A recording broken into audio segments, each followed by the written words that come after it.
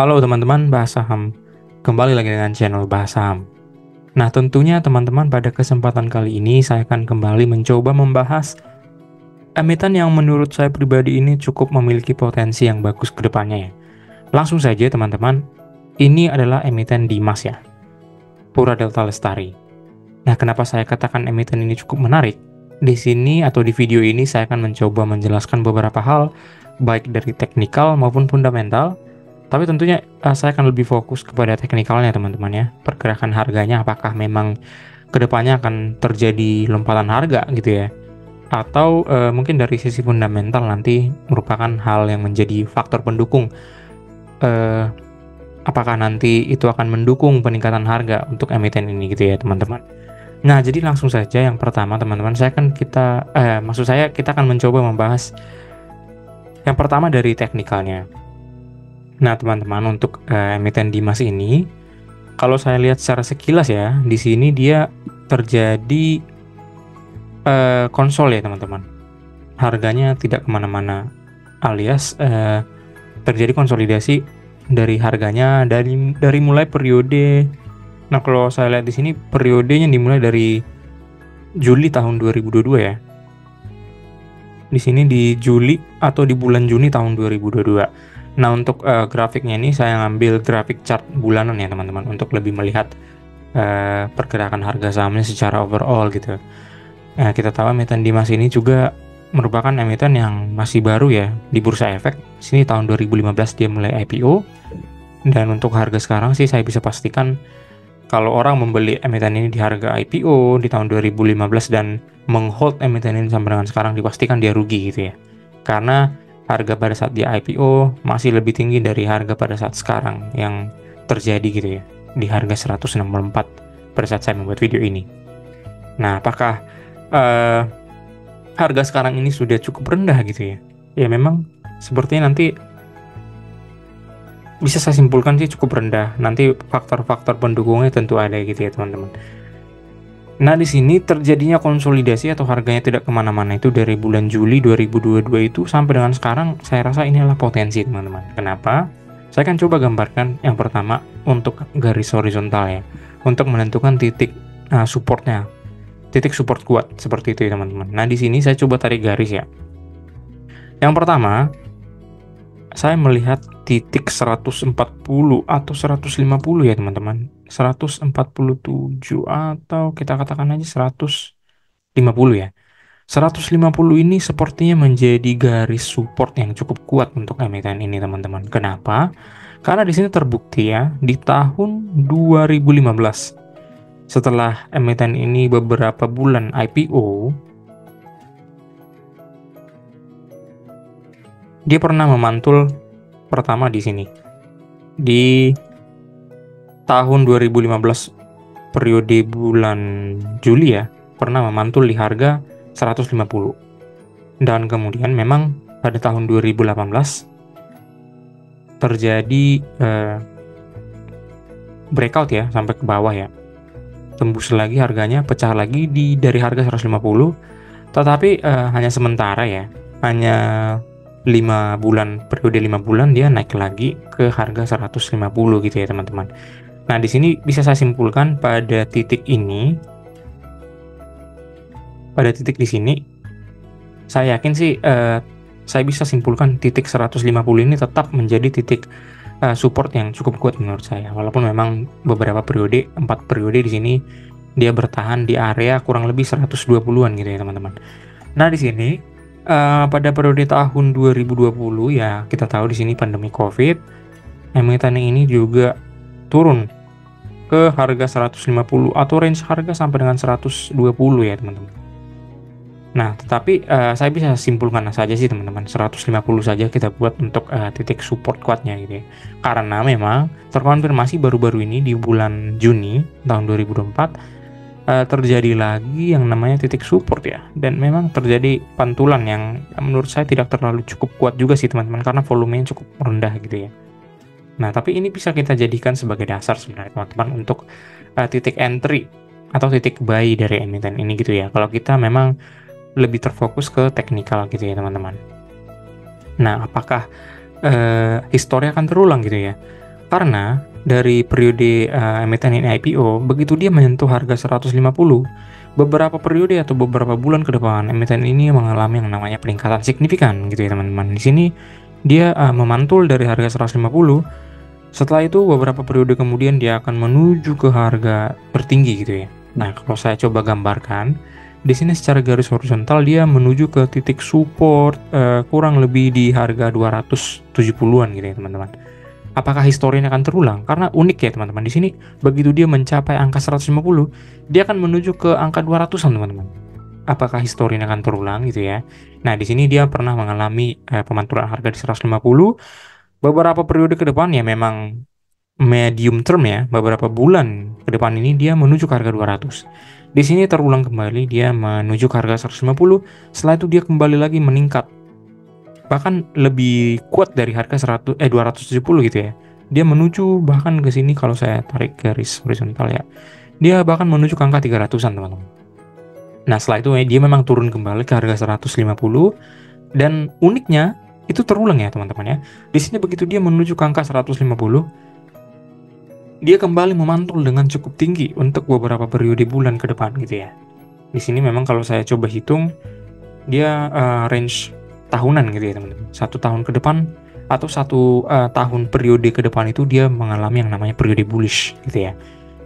Nah, ini yang menjadi unik teman-teman. Begitu dia menuju angka 150, dia akan memantul beberapa bulan atau kita katakan 1 tahun range setahun gitu ya, mengalami pemantulan harga. Dan di sini 150 dia mengalami pemantulan harga juga yang cukup signifikan dan di sini terulang lagi. Nah, yang menjadi pertanyaan teman-teman, kalau saya lihat di sini ya, dia memantul di harga 150 juga ya teman-teman ini ya. Nah, ini yang membuat saya menarik teman-teman. Mengapa saya membahas emiten ini? Karena bisa saja teman, untuk beberapa periode bulan ke depan, kita katakan saja range dalam waktu setahun, dia akan mengalami pemantulan harga ke 270. Yang artinya di sini history repeat itself gitu ya teman-teman. Apakah dengan membeli di harga sekarang karena dia sudah memantul dari harga 150 akan menuju ke angka 270 ya? Ya bisa saja terjadi teman-teman. Jadi saya bisa prediksi di sini dia akan menuju ke 200-an ya teman-teman. Saya yakin sih history repeat ya. Jadi dengan emiten ini sudah memantul di harga 150 saja, ini sudah membuat saya yakin sebenarnya. Karena terjadi 3 kali gitu ya. Nah, yang menjadi pertanyaan dari teman-teman mungkin, ya bisa saja dia turun ya ke harga bawah gitu ya. Tapi saya rasa sih teman-teman tidak segampang itu ya untuk turun melebihi harga 150. Karena nanti alasan saya kenapa? Karena emiten ini tentunya didukung fundamental yang menurut saya baik ya gitu ya teman-teman. Kecuali emiten ini tadi memiliki fundamental yang tidak terlalu menarik gitu ya. Nanti saya akan jelaskan secara fundamental ya teman-teman. Nah, dengan memantulnya di harga 150, kembali lagi teman-teman di sini selama periode 1 tahun, range 1 tahun atau ya di atas 1 tahun mungkin ya, medium sampai dengan long term, emiten ini mengalami penguatan harga seperti histori yang terjadi sebelumnya ya. Ya kurang lebih ke harga 200-an gitu ya teman-teman. Nah, ini yang membuat saya tertarik secara teknikal untuk emiten ini ke depannya gitu ya. Nah, kalau saya coba tarik lagi grafik secara weekly atau mingguan ya, ini juga ya kurang lebih sama ya dengan grafik bulanan ya teman-teman. Ini juga terlihat adanya ya sama ya, penguatan juga begitu dia menyentuh harga 150, dia menguat signifikan gitu ya teman-teman. Tapi tentunya memang perlu teman-teman perhatikan juga, di sini terjadi volume yang cukup tinggi ya, di ketiga histori yang berbeda itu ya. Di sini terjadi volumenya cukup tinggi, di sini juga, dan di sini, dan saya rasa sih di sini akan terjadi juga teman-teman, karena di sini ada volume yang cukup tinggi juga ya, pada periode bulan Juni di sini teman-teman. Nah, itulah alasan kenapa saya percaya sih emiten ini cukup bagus dari sisi teknikalnya. Dia sudah berada di harga dasarnya teman-teman secara historis gitu ya. Nah, sekarang coba kita lihat secara fundamental ya teman-teman. Emiten ini sudah mengeluarkan laporan sampai dengan kuartal kedua 2024. Nah, ini adalah hal yang mendukung teknikal tadi teman-teman. Dia sudah mencatatkan laba sampai dengan kuartal kedua itu mencapai angka 803 miliar ya rupiah ya. Laba ini perolehannya sampai dengan 1 semester berjalan gitu ya teman-teman. Dia sudah mencapai 803. Nah, katakan saja teman-teman, kita setahunkan saja ya teman-teman, ini merupakan laba yang diperoleh dalam setengah tahun. Ya, kita asumsikan saja dia memiliki laba yang sama untuk 2 periode atau semester selanjutnya gitu ya. Berarti kesimpulannya, dia mencatatkan laba nanti di akhir tahun 2024 kurang lebih mencapai 1,6 triliun gitu ya teman-teman ya, secara logika ya. Nah, kalau kita lihat angka 1,6 triliun, kalau kita lihat secara historis ya teman-teman. Nah, untuk lebih gampang sih kita lihat dari grafiknya saja ya, saya provide di bawah ini gitu ya. Angka 1,6 triliun, kalau kita lihat di laba bersih, ternyata dari tahun 2018 emiten ini belum pernah meraih gitu ya teman-teman. Nah, terlihat jelas ya di sini ya teman-teman, angka 1,6 triliun itu belum pernah diraih emiten ini untuk laba bersihnya. Perlu diingat ya teman-teman, karena tadi saya hanya mengalihkan 2 laba bersih yang sudah dicapai per 1 semester. Ya wajar teman-teman ya kalau kita hanya mengalihkan 2 saja pencapaian laba di 1 semester, karena 1 tahun kan terdiri dari 2 semester gitu ya logikanya. Nah, kalau emiten ini berhasil mencapai angka 1,6 triliun, kesimpulannya apa teman-teman? Berarti performanya jauh melebihi performa 6 tahun terakhir gitu ya. Dan ini yang menjadi faktor pendukung teknikal tadi teman-teman. Dan saya rasa sih sepertinya bisa gitu ya, karena emiten ini kan mungkin akan meningkatkan performanya di tahun 2024 gitu ya.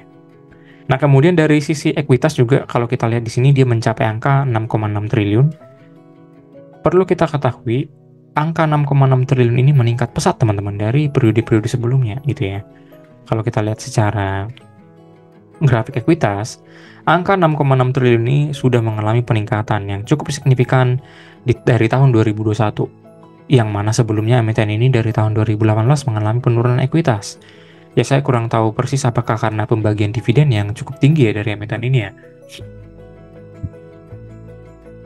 Dan memang yang pasti sih untuk tahun 2024 ini kenapa cukup tinggi, karena proporsi dividen yang dibagikan itu sangat rendah di tahun 2023 gitu ya.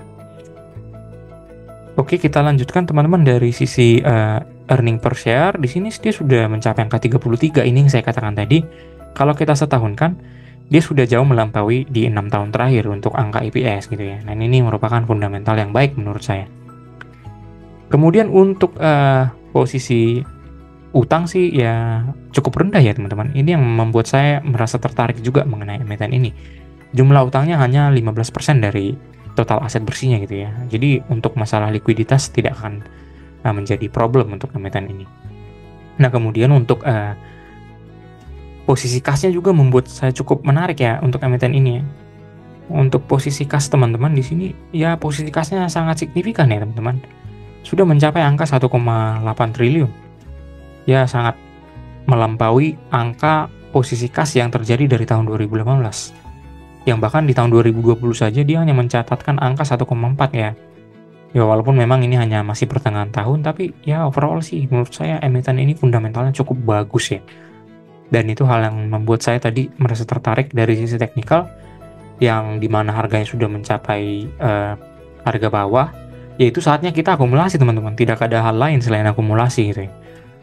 Dan secara ROE juga yang tidak kalah pentingnya, perhatikan ya teman-teman, untuk ROE-nya ini ya dia sudah mencapai angka yang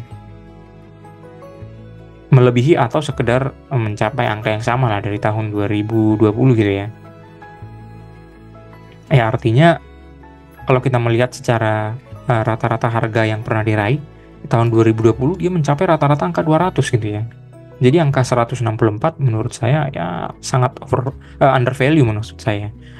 Dan kemudian kalau secara saya analisis ya pribadi, ya harusnya emiten ini layak dihargai di angka 235 teman-teman. Dari harga sekarang di angka 164, ya gapnya itu mencapai 43%, kurang lebih half beggar ya. Dan yang lebih gilanya lagi kalau kita lihat secara rata-rata PBV dan PER historis, ya harusnya harga wajarnya di angka 279 yang pernah diraihnya secara historis gitu ya. Dan menuju ke sana gapnya 70% teman-teman. Ya, ini merupakan kesempatan yang langka sih menurut saya. Karena tadi fundamentalnya cukup bagus dan teknikalnya mendukung teman-teman. Dua hal itu mendukung, ya tentu saja sih saya rasa ya sikat ya teman-teman untuk emiten ini. Nah, coba kita kembali teman-teman secara teknikal tadi ya. Nah, kalau saya lihat sih, ya tidak ada alasan sih teman-teman untuk tidak membeli emiten ini gitu ya. Apalagi kalau dia bisa turun lagi ke angka 150, wah, itu merupakan hal yang sangat-sangat menarik. Tapi sepertinya histori akan terulang kembali teman-teman. Dia sudah mencapai angka 150 atau lebih rendah dari situ, ya dia akan menuju peningkatan harga yang cukup tinggi ke angka 200-an gitu ya. Itu yang membuat saya memiliki alasan yang kuat untuk mengincar emiten ini teman-teman. Nah, mungkin sekian pembahasan mengenai emiten Dimas ya teman-teman. Kalau teman-teman memiliki komentar berbeda atau analisis berbeda, boleh di-share teman-teman dari akun teman-teman ke kolom komentar yang nanti tersedia, dan feel free to discuss ya teman-teman ya, untuk kemajuan referensi kita semua biar lebih kaya gitu ya, untuk mengetahui emiten-emiten mana yang memiliki potensi cukup tinggi ke depannya. Boleh jangan lupa klik like dan subscribe teman-teman untuk kemajuan channel ini. Terima kasih.